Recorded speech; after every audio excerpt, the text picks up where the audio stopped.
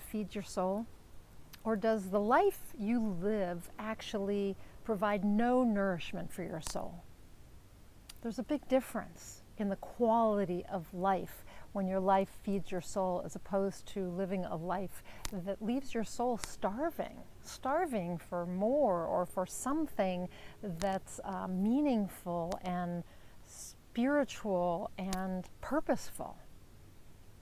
If you think about your life and you have a lot of regrets, you regret that you haven't pursued your dreams, you're sorry that you created a life based on living up to other people's expectations for you, you feel remorse that your choices were guided by some sort of internal drive to prove something to someone, you wish you'd stood up for yourself more and for what you really wanted.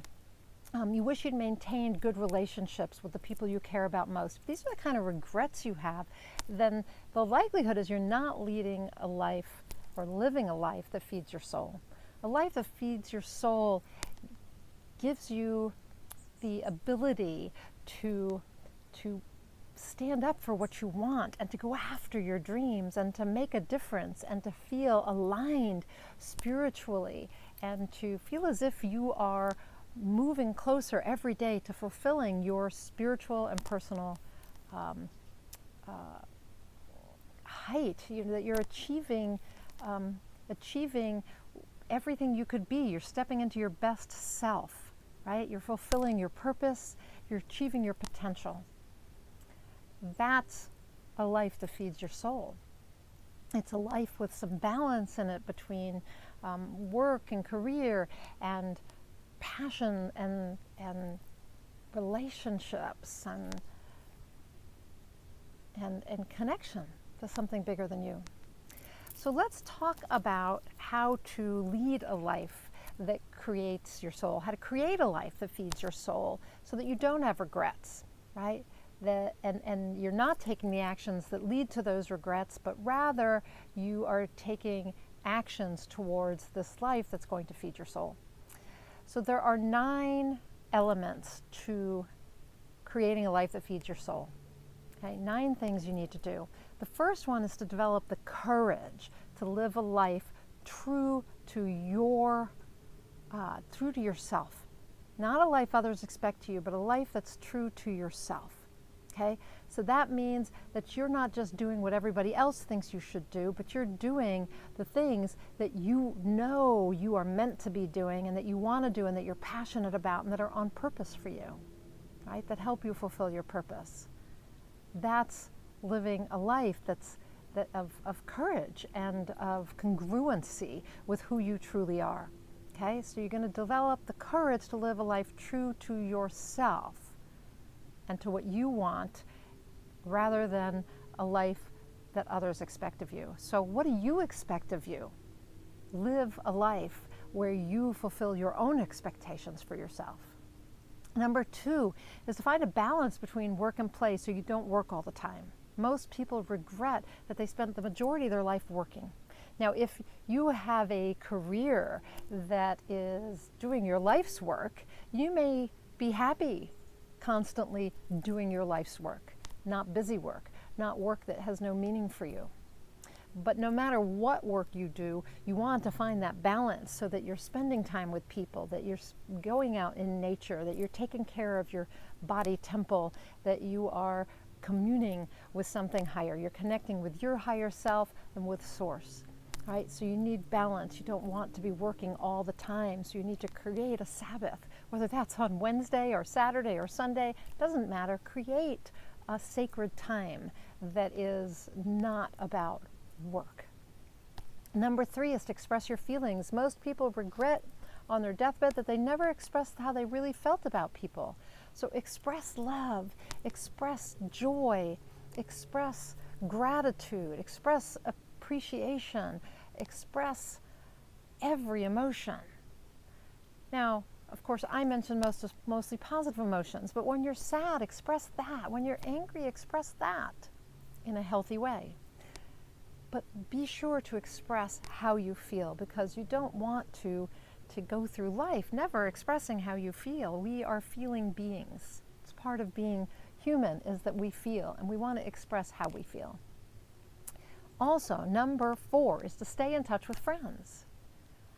Life gets busy, and most of us talk about how busy life is, and we are so busy that we stop connecting with the people who matter most to us, our friends. And you know, life is just not full if it's not shared with friends.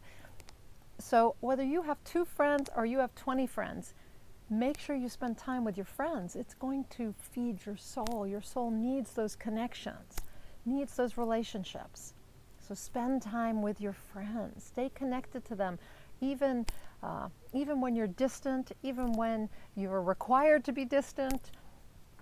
Make sure that you are spending time with friends, whether that's by Zoom or by phone or by text or by email, whatever it is. Stay connected to your friends. Number 5 is allow yourself to be happy. Allow yourself to be happy. Do you know how much of my life I went through not allowing myself to be happy? It's our right. It's your right to be happy. And God wants you to be happy. I want you to be happy. Your soul wants you to be happy. So allow yourself to be happy. If you have to force yourself to do silly things or to sing or, I don't know, howl at the moon, do it in order to move yourself towards being happy. If you're in the habit of not being happy, of being unhappy for any reason, you have to relearn and develop the habit of happiness. Your soul wants to be happy. So be happy. Express happiness. Number 6 is to find and fulfill your purpose so you make a difference. I think most people feel their lives are meaningless, and that is soul-sucking. It doesn't feed the soul. We want to make a difference. We want to do something positive and meaningful in the world, even if it's on a small scale, even if it's just for our family. But we want to do that. And so, you know, I know people will say, I don't have a purpose. Well, first of all, you can choose a purpose, whatever purpose you want to pursue and fulfill. But sometimes our purpose is very simple, like to support our family, to take good care of our family. So don't feel like your purpose has to be some big, huge thing. Your sole purpose might be very simple, and or it might be quite lofty. Whichever it is, you want to consistently be doing things to fulfill your purpose and make that difference, and that's going to feed your soul. Number 7. 7. Consistently pursue your personal and spiritual growth. So you're achieving your potential or moving closer to achieving your potential. So I believe that personal and spiritual growth go together. I think that a lot of people are on a spiritual path and they don't realize that the only thing that's preventing them from connecting to source and to their higher self or their soul or spirit is themselves. They have to get out of their own way. It's your beliefs, your habits that stop you, your negative thoughts that stop you from being able to lead a spiritual life. On the other hand, when we work on our spiritual life, we tend to progress on in our personal development and our personal growth. So the more you are working on your spiritual growth, the more you will grow personally. And the more you work on your personal growth, the more you're going to progress spiritually. So the main thing from a personal growth perspective is you have to get out of your own way, because it is your thoughts, your beliefs, your habits, your ways of behaving and reacting in the world that stop you from being on that spiritual path in the way you would like to be and having the results on the spiritual path that you would like to have. But in order to really achieve your potential, you have to also be tapped into the spiritual side of things. You have to be looking to guidance, looking to source for your own wisdom and flow and knowledge, wisdom. So they go hand in hand. So you really need to work on personal and spiritual growth at the same time, so that you are moving towards fulfilling your human potential. Number 8, if I can get the fingers right, is to acknowledge that you are a spiritual being having a human experience and to tap into that spiritual nature. Okay, so we forget that we're spiritual beings. We get caught up in life and we forget that we really are spiritual beings. Our physical body is housing the spiritual aspect of us, our soul, our spirit, and we need to remember that on a regular basis and tap into our spiritual nature. Otherwise, we're missing half or more of the experience of being here on the physical plane, and we're not allowing ourselves to have the full experience of what it means to be a spiritual being. We're too busy experiencing the physical, and so we want to bring the spiritual back into it. And that enhances the quality of our life, and of course feeds our soul, because our soul is part of that spiritual nature. And so we want to acknowledge that the soul exists, and in that way we can begin to give it what it needs. We can, in the physical world, begin to give it what it needs. If we just remember it's there, that we are spiritual, we can begin to feed our soul. And last, create a life you love and live it fully. If we don't do everything we can to create a life we love and to live it fully, then it's impossible to feed our soul, because we're going to be unhappy. We're going to live a life we don't like, and we're going to hold back from living fully. And it doesn't matter what your circumstances are, you can choose to live fully, and you can choose to create a life you love in some way. And sometimes that just goes back to remembering that you're a spiritual being and tapping into that. Sometimes it just goes back to pursuing your spiritual and personal growth.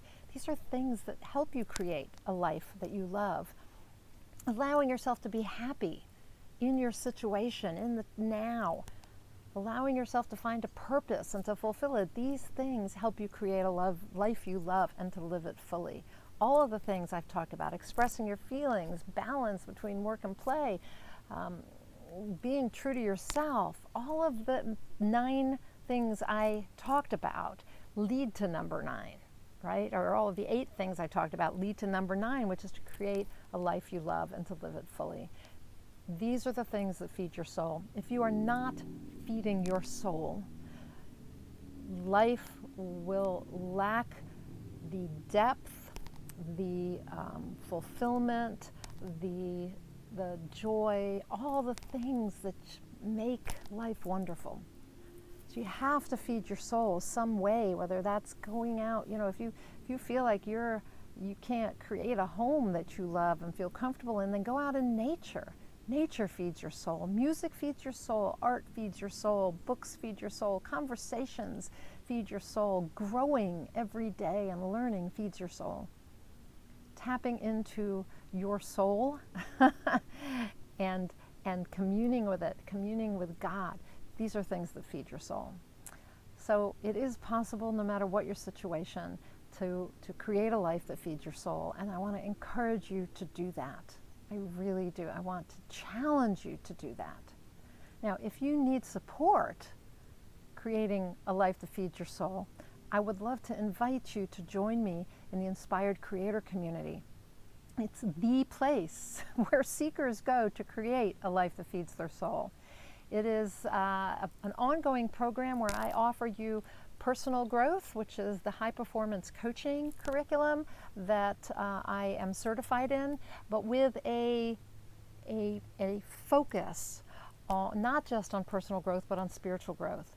And then in combination with the personal growth element of this program, I offer spiritual training or learning, education in spirituality. I teach some of the things that I myself have developed in the spiritual realm.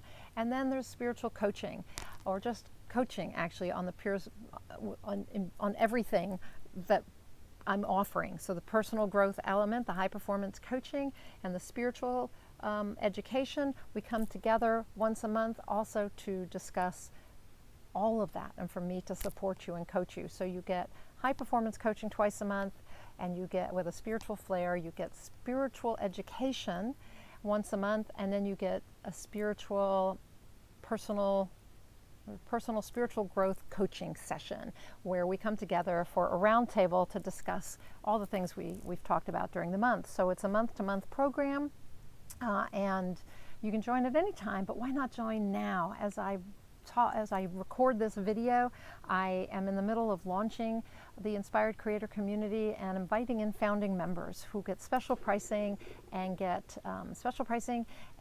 over $600 worth, I think $650 worth of bonus programs. So join now and get in early and help me fulfill my purpose, because this is my purpose. It really is to help people get from where they are to where they want to go by providing personal and spiritual growth, to help you move along this this life journey we have here as physical beings, but to do it from the place of also being a spiritual being. So I want to help you get out of your own way and connect to your highest self and to live the life you were meant to live, a life that feeds your soul. So if that's of interest to you, click on the link above, and join the Inspired Creator Community.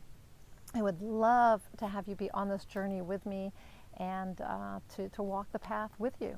I really would. It would be my honor. So click above if that's of interest to you.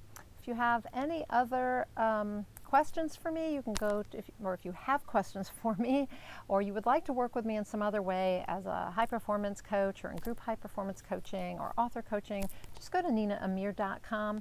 The link is also above. Just go to ninaamir.com and fill out one of the 15-minute session forms to just get on a strategy call with me. You can also, however, fill out an application, which I'm also going to put above, for a high performance coaching session, one with me. I've talked about that quite often, but what I really, really want to encourage you to do is to join the Inspired Creator Community. Okay? Join the Inspired Creator Community. Let's together create lives that feed our souls.